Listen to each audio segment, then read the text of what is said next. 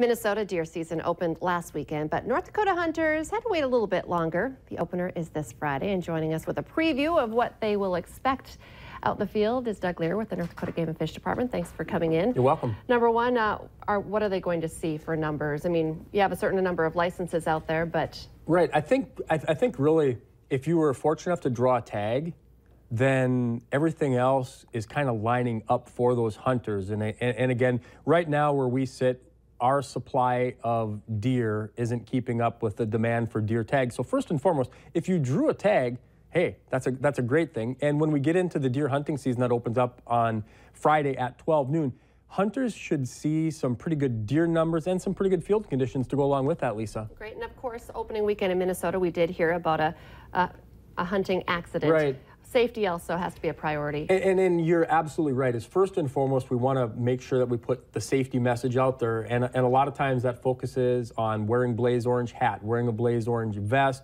on gun safety. You know, making sure that your firearm is not loaded in the vehicle, making sure of your target and what's beyond.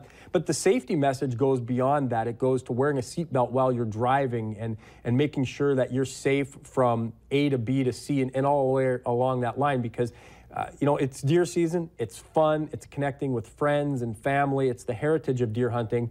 But when safety isn't a priority, that's when the memories can turn from good to bad memories, Lisa. Well, we focus a lot on our hunting party, but also maybe a reminder of landowners, you know, respecting the landowners that you may be out on their land. And that's a good point as well, because as we go into the hunting season, we've got a white blanket of snow in some areas. It really feels like hunting season and into winter, but there's still a lot of farmers and ranchers and landowners that are getting work done. So by all means, making sure that you're not blocking some of those township roads, pulling far enough onto the approaches, and keeping good hunter-landowner relationships in mind is definitely on that list as well. Some good reminders heading into a big holiday weekend. Yeah, it is actually. It is, you know, for years it's referred to as kind of an unofficial holiday, but landing on the observation of Veterans Day, it turns into all of that and more, Lisa.